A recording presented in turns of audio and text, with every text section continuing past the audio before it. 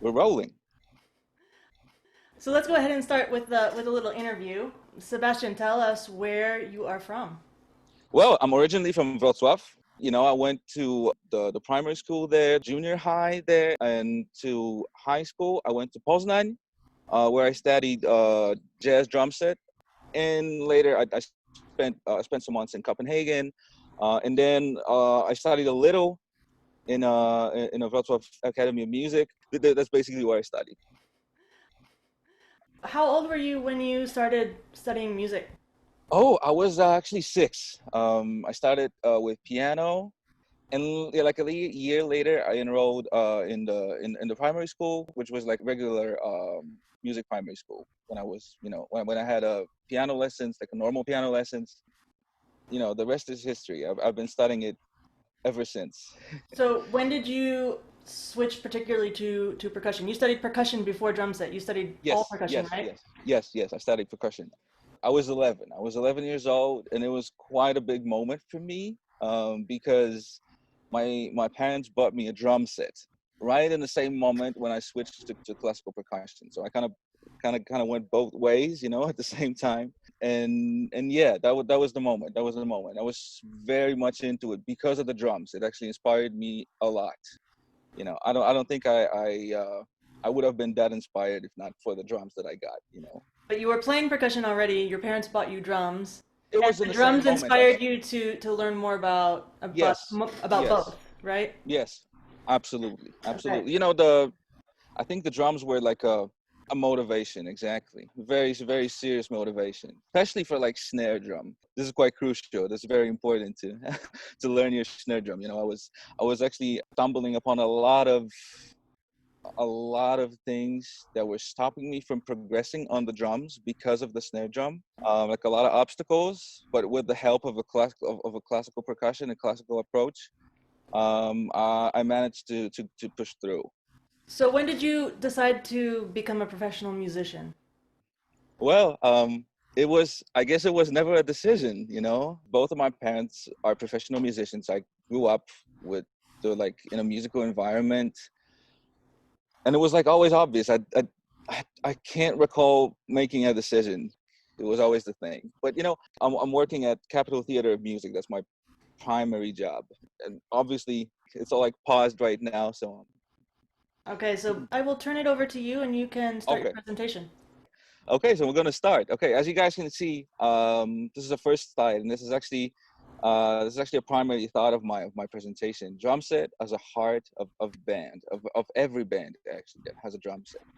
What I'd love to show you guys is the joy and the passion that come from playing drums before an audience, recording drums, and just playing for yourself. There's like countless benefits that come from this, as much for you than for other people.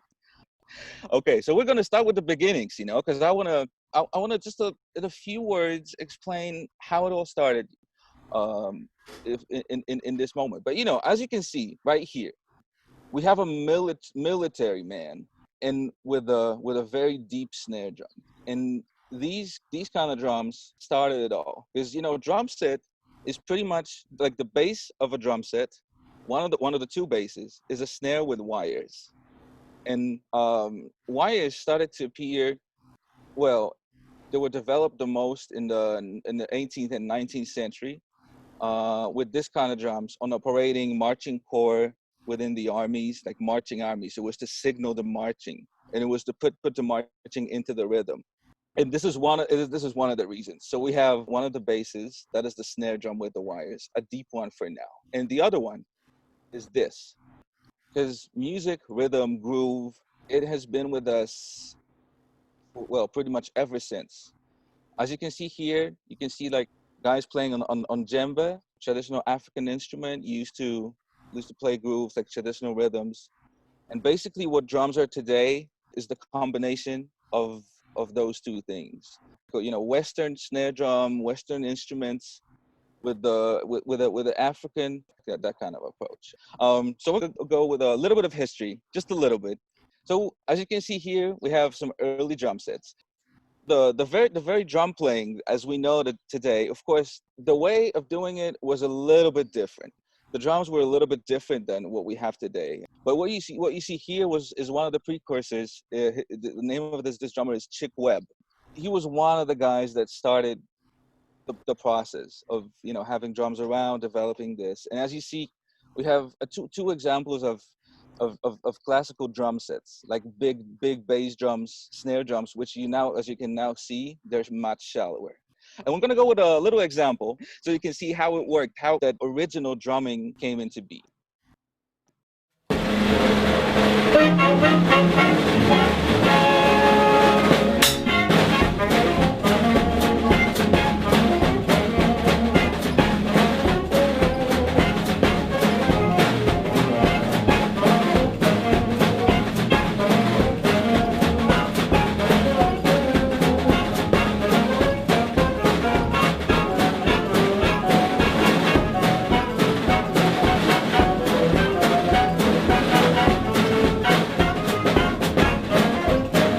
Okay, that's very nice. We're going to skip to modern drums right now. And what you see here is a typical presentation, typical modern drum set with cymbals, toms, bass drum, snare drum, hats. And of course, I'm going to explain it in details. That's your standard back view. And this is very, very interesting. So this is your bass drum. This is the biggest instrument, the lowest instrument that gives the sense of movement, of like the really low punch. So we have this, and this is one of the instruments that are played with the feet. Okay, so we have the bass drum and we have the hats, which are two cymbals lying against each other and meaning like this and creating a chicky sound like this. As you can see here, they're played also with left foot. So the bass drum is played with the right foot, hi-hat with the left foot. And this instrument, I think you're very, very familiar with it, right? Yeah, that's your snare drum. And you see, this is the drum seat. And here you are completely focused on the snare drum. You can see that this is your centerpiece, sort of.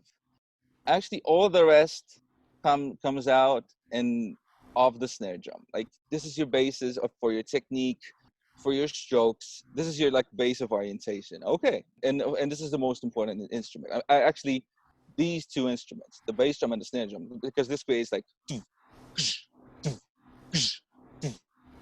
this creates the groove, which is this. This is exactly what we're talking about. Okay, these guys here, these are toms. These are tom toms. This is for like when you want to play da da da da do do do do do do do like this. Like when you have some fills that lead to different parts of music. Those are the instruments that are used for in this case. They're come in different sizes. For example, this is like the 10-inch, this is 12-inch, this is 14-inch, and this is 16-inch. Okay, and now we're going over to the cymbals, and this is also super cool. Like I already told you about the hats. This is like the most important cymbal, but the second most important cymbal is the right cymbal. And that's another story of technique, of like nuances, of a lot of things that need to be mastered in order to be a good drummer. So this is the right cymbal. This is the crash cymbal. And the crash cymbal is used for accents. When you have a beat like do, da, do, da, do, da, do, da, da, da, do, do, da, do, sounds of a so that's the crash cymbal. And that's a signal for a different part, for an accent, for this kind of things. And this symbols like this is for example like a splash cymbal used more for like an effect. And this is a china. This is very cool, but we're going to talk about it on another day. Okay, so we're having now we're seeing the drum notation, and what you're actually seeing are the drums themselves, right? Do you see how it corresponds with the previous image? Like you had the drums and now you have the drums on a staff notation. This is the drum notation. This is super, super, super, super important. You can't do much without it. I'm very serious that without the ability to read music, unfortunately, we're very limited in things that we are able to play and how fast we can prepare. Okay, as you can see, this is actually very simple. Drum notation is very, very, very, very simple. You can see bass drum, right? The lowest instrument, and therefore it's the lowest on the staff, right? The snare drum is the middle instrument. It's in the middle, right?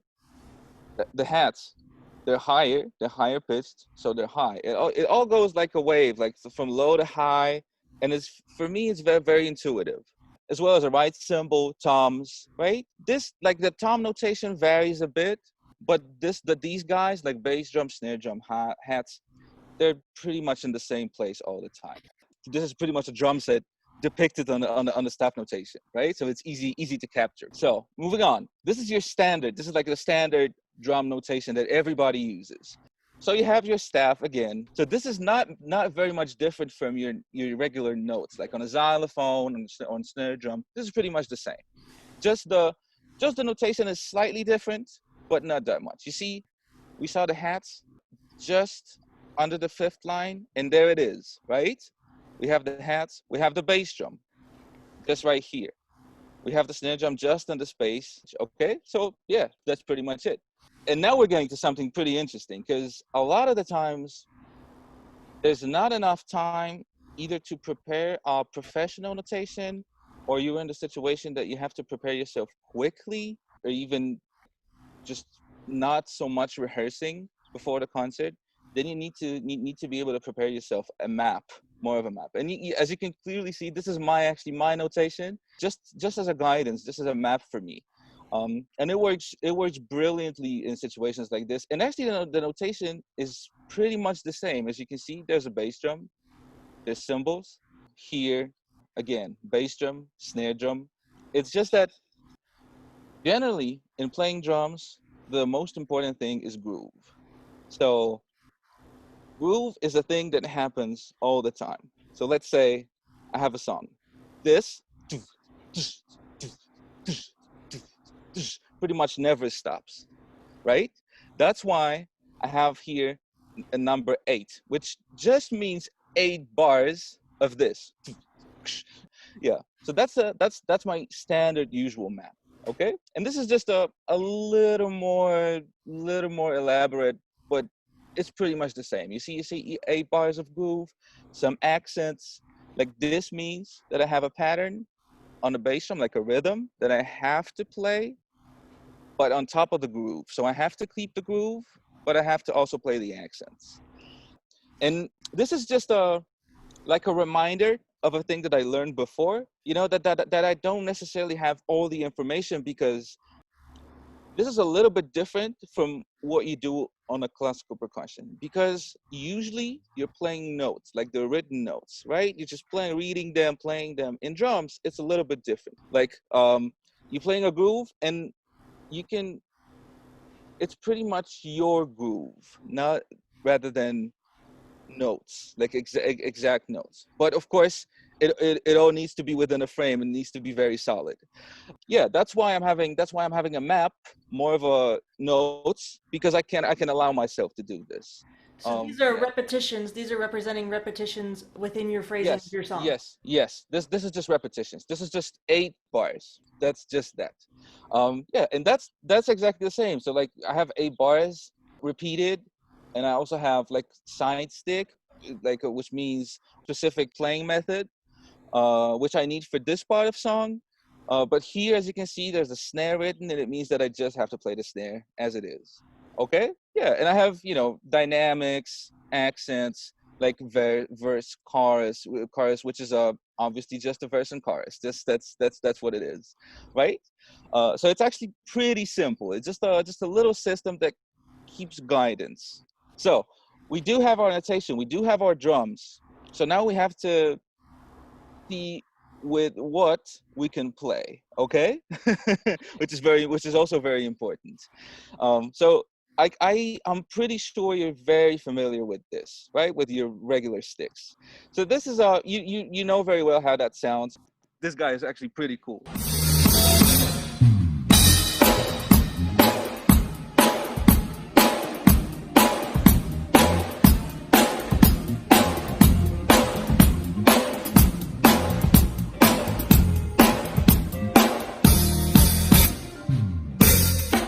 These are the sticks. As you see, this is a very sharp, very focused sound. Okay, but right now, we can look into other means to play.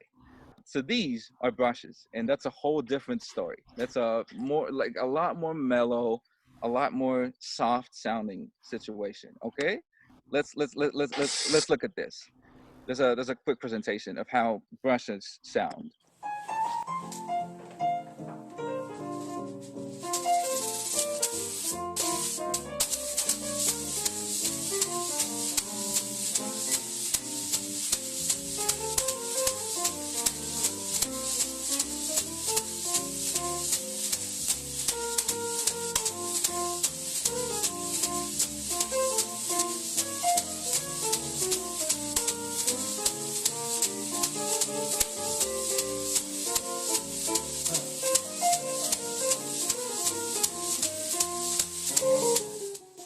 Whole different story, right? But also very interesting for me. I gotta say, this is one of my, I think, favorites playing brushes. It's just beautiful. So we have this, we have that, and then another beautiful thing is this mallets. This is widely used in the classical world. So we actually do use it on the drums as well for like softer applications, very mellow, and it works super nice on the like cymbal rolls. It's hard to explain, so I prepared an example, just a real quick example. Okay.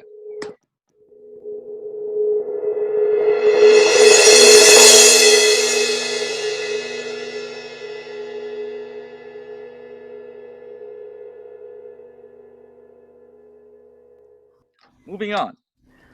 So we have sticks, various types of sticks. So we have our sticks, mallets, brushes. This one, our hot rods. A little bit different, a little more ethnic sounding, like more earthy, I would say.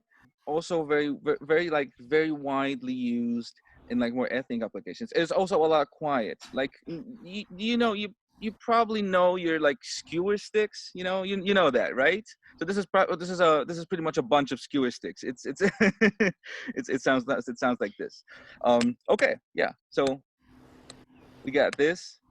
We got the symbol, and now we have our like standard stick bag, which is another very important thing. Okay, yeah. So we have our sticks, our mallets, our brushes, our hot rods, and this is your daily wear. So here, this is actually my picture, from one of my concerts. Because right now we know what drums are, we know what are the elements of drums, we know what is the drum notation, so we know what to play and when. We have our sticks, so we know what to play it with. So right now, we're moving to the stage, and what I really want to stress out with this presentation is the joy and the happiness that comes from playing live before an audience, because this is a little bit different from like classical percussion stand-off point, because it's very repetitive and it makes people want to dance, want to have fun, because we're the to say the least, we're like the entertainment guys. Yes. So of course, it still needs to be on a very high level, very professional. But we wanna make them have fun, and that's why playing before an audience, playing a groove, and making people dance, shake their heads. This is beautiful. This is absolutely unexplainable experience. Okay, so we have this, and as you can see, we have a pretty big audience here. Of course, it's empty because it was taken pre-show, but still. And again, we have our cymbals, your totally normal drum set, right? Our snare in the center. Okay, yeah. Moving on, and now I want to show you some of the applications of drums. Like on the left here, you can see drums in the studio, like because I don't know if you know that, but a lot of like pretty much all the drums, majority of the drums that you hear in the songs that you like, were recorded in the studio, were recorded at some point. So they don't just appear out of nowhere. It's like it's always prepared, recorded, as if it were played live with an audience. It's in the studio, very much more focused situation. Okay, so as you can see here, this is actually a studio of Capitol Theater of Music where I work, and this is from a recording session of the music of one of the shows. So as you can see, there's a lot of cables, a lot of microphones, a lot of professional microphones to grab the sounds very accurately. And yeah, that's also a very responsible job, recording drums. It requires a lot of a lot of discipline, and a lot of detailed work. Okay, I'm gonna sneak in a little subject here that is playing with a metronome. What metronome is, it was also super boring for me at some point when I was learning. But later, when you kind of push through that stage of getting in touch with the metronome pretty much, then it is your best friend. Like for example, it is a lot easier for me to play with than with the metronome than without. Of course, the big shows when there's like a lot of elements. Of course, when I'm playing jazz and smaller concert with friends, nah, that's another story. But in the theater, we play everything with metronome, every single thing. There's not a song, not a piece that we're not playing with metronome. Can you explain what is a click track? Oh, click track is a very interesting thing because when you have a song, right? The song is it starts, it ends, right? It's like a very strict thing, and with that, in order to be able to play it together with other musicians perfectly in sync, we need something that is called a click track to help us and guide us. That we all land at the same place every time, like every stroke, every blow, every pulling of the bow is in the same time. This is very difficult when you have your like a lot of elements, a lot of musicians, and orchestral and bit of a I'm gonna say classical for the purpose of the workshop. It is a little bit different because time in this two situations is a little bit different. Like in for example, in the theater, this is very strict. It has to be like it can't fluctuate, right? It can't do this. While in the orchestra, this can happen sometimes, and it's all right. It's beautiful and it's absolutely understandable. But here it has to be precise. It has to be in sync with everybody else. That's why we need a click track, which helps us just guide ourselves. So you You would wouldn't say classical music is more flexible depending on what your conductor and your artistic team is telling you. And when you're Yes. playing entertainment music, it has to be very, very strict when it comes to time. Yes, of course, it depends on the genre, like of the kind of music that we're playing. But yes, generally this applies. Of course, in classical music, of course there are moments when you need to be perfectly strict, of course, and that's why we're practicing with the metronome. That's why classical musicians are practicing with metronomes as well, because this is very important to master before. But generally, and in the entertainment music involving grooves, beats, rhythms, it is very strict. Okay, so on the left we have this, and on the right we have this is a pic from one of my performances, just for the reference and a little more, image of what is being done on the stage. So here I have my drum set, which again has toms, cymbals, a little bit of a different cymbals, different sounds, different electronic applications as well for having sounds that you're not necessarily are able to have. Like, for example, you don't want to be carrying a cowbell everywhere. For example, if you need a cowbell, let's say, or a tambourine, or pretty much anything, where you can carry something like this and have all of these instruments, in the computer pretty much, and have it as a mean to play them. So this is a Just pre-recorded database that you have. yes, exactly. That's exactly that. Yes, yes. And the use of that is very wide. And of course, again, it also serves as a metronome. It has a metronome built in, so I can send the click track over to the sound engineer, and then he can bring it back to us, to our like in-ear monitors that we use to hear each other, and we all have a metronome so we can play perfectly in sync. I said a little bit about this, but there's never enough emphasis on this. So again, I would say learn your metronome very well, because this is going to help you a lot. It also makes your progress a lot faster, because you're very consistent with your timing and with your repetitions of things. So again, very, very, very, very important. Okay, so this is actually me. I'm sorry, I had to put a little me in the NFM with my dad, and I wanted to say a little bit, because a lot of people are talking about relations between particular instruments in the bands. I think in the world of like pop entertainment music, this is, this wide term, the relation between bass and drums is the biggest relation there is. It's like this is pretty much what creates the groove, and this creates this feeling of the continuity of rhythm. When you get a chance someday, playing drums, to play with other musicians, especially, I'm not just talking like bass, because I know this is quite difficult to get guys to play, but if you can play with different musicians, just go for it without thinking. Just this is one of the biggest things that push you forward. Okay, yeah. So lastly, drums in a band. I wanted to show you. This is actually a drum set from Capitol Theater of Music, from one of the shows that I play. And again, you see the drums, you see the music stands with music for other musicians, for horns in this case. And again, you see the electronic module, right? That releases all the sounds. You have your snare, drum toms, so it's pretty much all the same. And again, this might be quite interesting.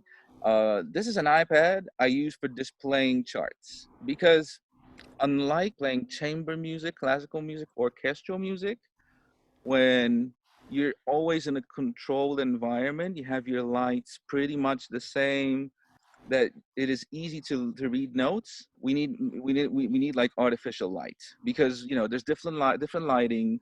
And sometimes we play like on open air shows where there's a lot of sun that you don't necessarily see your notes. So that's why a lot of people are turning to tablets. I personally have an iPad, but that's not a rule. It's just the easiest, and this is a lifesaver pretty much. It can have a metronome, it can have your notes that you can just swipe left and right. Yeah, and it works super well in all of the applications. And also, you're not carrying a ton of charts with you, which is which is another thing that is super useful. Yeah. So here you can see, just for reference, I wanted to show you like a large band, what a large band is, how it looks, how different lighting changes the ambience and the approach, how it is, how it looks. So you see, there's drummers. There's actually a drummer and a percussionist, because this is actually, there can be a lot of cooperation between the two instruments. So, for example, when you're gonna have drums at school, we can play. You can play some grooves. One of you can play drums. One of you can play some perc, and you can create something very nice just out of nothing. Okay, yeah. So that's that, and this is pretty much how a band looks, like a professional entertainment band. Right. This is the last slide. I wanted to show you just how much, or maybe a little bit too much, joy and excitement you can have. Do you like to play drums, Mr. Sebastian? Yes, I do. Well, this is it can be a little too much, but you know, I would say, yeah, like, do not be afraid of the joy and happiness that come from it. Like, do not be ashamed of having fun on the stage. You not necessarily have to be always like, just whenever you're feeling it, just go for it. Have fun. As you can see, I'm playing with one of the bands that I play with. This is a Portuguese artist. We're just playing some pieces and we're having pure fun. As a closing thought, I would think that, of course, playing with the metronome and learning music, learning notation, learning your rudiments also, it's very important. But this all functions just in purpose of having fun, of like enjoying yourself, and just making other people happy with your happiness, right? Yeah. So I just wanted to conclude with this on a happy note. Just have a good thought at the end. Okay, first question is, was the decision easy to change the instrument from the piano to the drums? When you stopped playing piano or changed from playing piano to drums, was that an easy change? Yes, I didn't like playing piano that much. This decision was unbelievably easy. I didn't really think about it. It was just like, click right now. I'm playing drums right now. No, no piano, no more. But Yeah. piano is very important to learning the theory and to understanding. Yes. Like right now, I cannot be more grateful for learning piano in the past. It still gave me a lot of knowledge, like a lot of understanding of music, and it helped me learn later in the process. So, yeah, I cannot stress this enough, how much piano is important. I've found in my teaching it's a very good base. Students who have piano first do better on all the other instruments. Yes, exactly. And again, I studied classical percussion for 5 years, and I can't say how much it helped me with understanding the melodies, the structures of melodies, even on drums. It's Okay, is it hard playing the drums at a very fast tempo? well, yes, it is. But what's the hardest is playing very slow. Interesting. Yeah. Yeah, because playing very fast requires you to be super relaxed. So it's a lot of practicing, lots of relaxing, because you need your technique to be pretty much flawless. Because you need your wrist to function perfectly. Like there can't be any tension.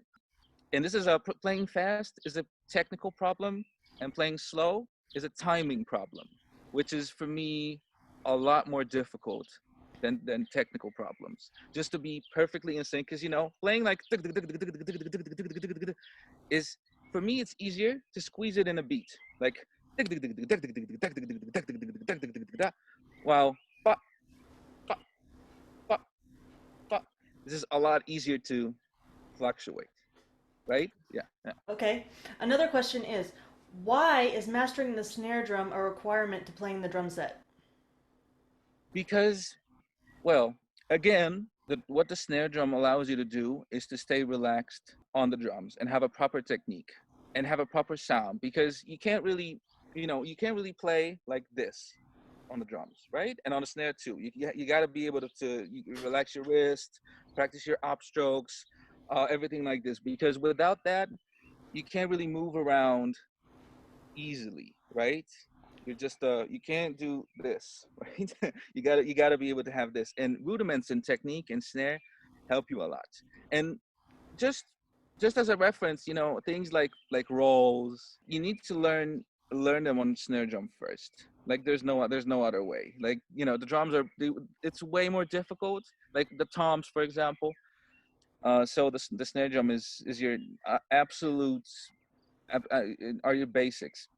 And again, you use a lot of rudiments in drum playing, just the rudiments, just for that matter. Like you use your paradiddles, your flams, you use all of this. So you have to learn them on snare drum first.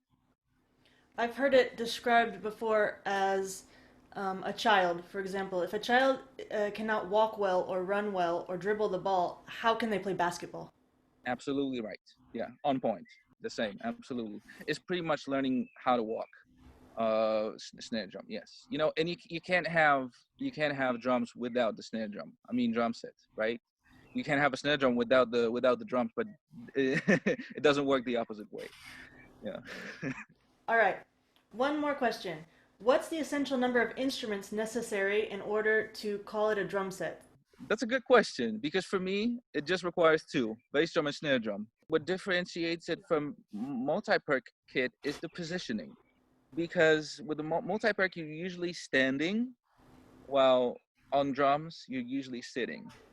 And drums for me, like the most basic drums that I could work with is bass drum, snare drum, hats, and the right cymbal. And I think I can play everything. And if I had like a one floor tom, one of the toms, the low sounding drums, that's all it has to be for me. Yeah, yeah. So that's pretty much it. I think the drum set are, if you have like bass drum, snare, and hats, you're good to go. Okay, great. Does anyone else have any more questions? Mr. Sebastian, do you want to add anything? As usual, if you want further activities, you can contact me on Class Dojo, or you can contact me via Planning Logic on Facebook. Please don't forget the Percussive Arts Society. The April edition is free online, and you go to pas.org. They have that for you, as well as lots of other really, really nice resources. Thank you, Mr. Sebastian, so much. That was a biggest pleasure, an absolute pleasure. Thank you so much for participating, for listening.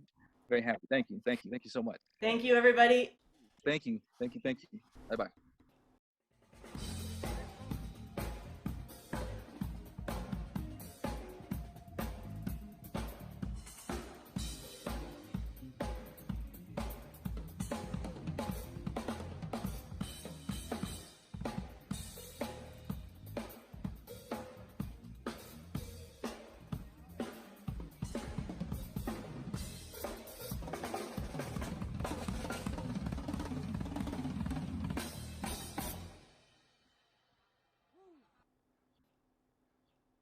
even at the most basic level, playing drums is super fun.